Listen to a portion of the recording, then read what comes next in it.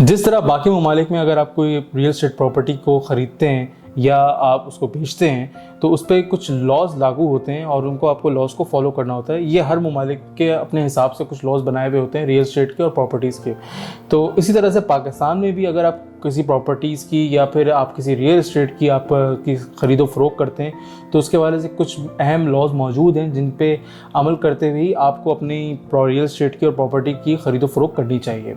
मैं हूं मोहन सारिब और आज.pk की जानिब से आज मैं आपको वो 4 अहम लॉज बताऊंगा जो कि रियल एस्टेट की सेलिंग और परचेजिंग में यूज़ होते हैं और उनमें ही अमल करते हुए आपको अपनी रियल एस्टेट प्रॉपर्टीज़ की सेलिंग और परचेजिंग करनी चाहिए।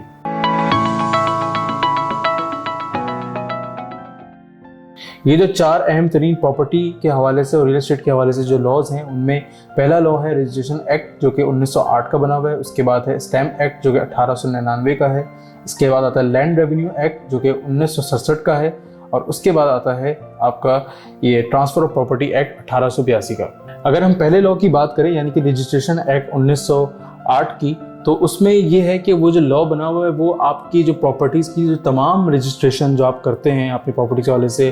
तो वो इसमें पूरी तमाम हिदायत मौजूद हैं। इसके अलावा इसके पास जो है वो नेसेसरी जो है वो और दूसरी चीज़ें मौजूद। इसके अलावा इसमें कुछ 15 सेक्शंस और मौजूद हैं जिन पे जो है आपको वो भी जब आप रजिस्ट्रेशन आप कराएंगे तो उस लॉ के अंदर वो 15 सेक्शन को भी आपको उस पर काम करना ज़रूरी होगा। इसके अलावा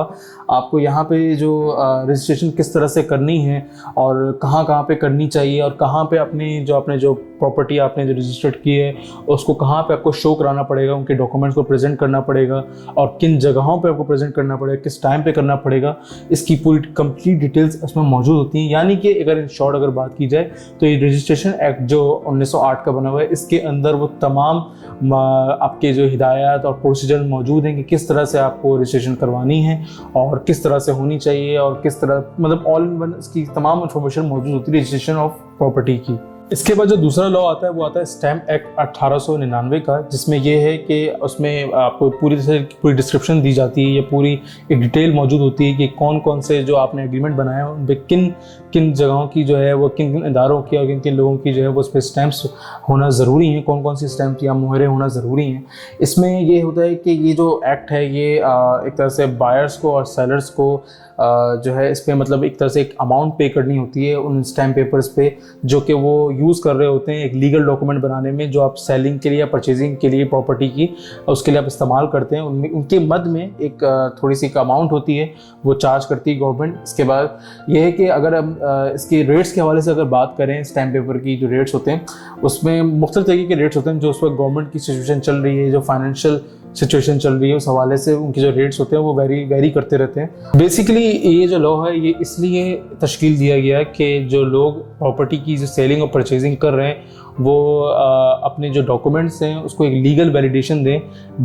किस तरह से कि अगर वो उस पर स्टैंप लगवाएंगे तो स्टैंप लगाने से क्या होगा कि वो एक लीगली वैलिड डॉक्यूमेंट माना जाएगा अगर वो सेलिंग और परचेजिंग कर रहे हैं प्रॉपर्टीज़ की मुख्तलिफ लोगों के साथ। तो उसके हवाले से उसको ऑफिशियल बनाने के लिए ये इस एक्ट पे इस लॉ पे अमल करना ज़रूरी है। इसके बाद जो तीसरा लॉ आता है वो है लैंड एंड रेवेन्यू एक्ट जो कि 1967 का बना हुआ है और इस लॉ में जो है वो आपको कंप्लीट स्ट्रक्चर डिफाइन किया जाता है कि लैंड और रेवेन्यू डिपार्टमेंट का जो स्ट्रक्चर है वो उसमें बताया गया है कि वो किस तरह से वर्क करता है पाकिस्तान में। इसके अलावा यहाँ पे जो डिफरेंट इसमें जो लैंड और रेवेन्यू डिपार्टमेंट के पास जो डिफरेंट ऑफिस हैं उनके पास जो पावर्स और अथॉरिटीज़ मौजूद हैं इसके हवाले से भी इस लॉ में काफ़ी ज़्यादा डिस्कशन मौजूद हैं। साथ ही ये जो लॉ है बेसिकली ये वर्क किस तरह से करता है कि जो बहुत ही क्रूशल इश्यूज़ होते हैं जिसमें आपकी जो बाउंड्री की मार्किंग हो गई, इसके अलावा सर्विस को कंडक्ट करना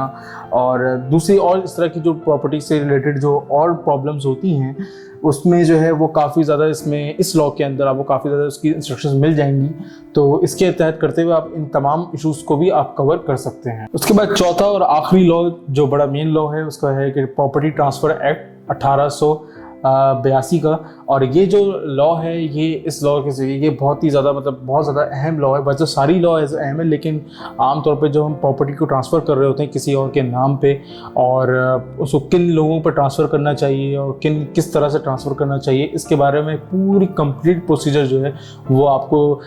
इसमें इस ट्रांसफ़र ऑफ प्रॉपर्टी एक्ट 1882 वाले में मिलेगा आपको। और इसके अंदर जो है वो जो कौन कौन से लोगों पर आप कर सकते हैं प्रॉपर्टी ट्रांसफ़र से लेके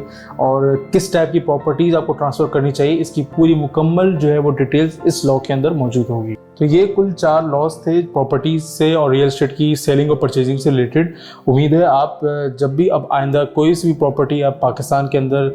उसकी सेलिंग या परचेजिंग करेंगे तो इन 4 लॉज को फॉलो ज़रूर करें, और इन्हीं के तहत अगर आप करेंगे काम तो उसको लीगल कंसीडर किया जाएगा।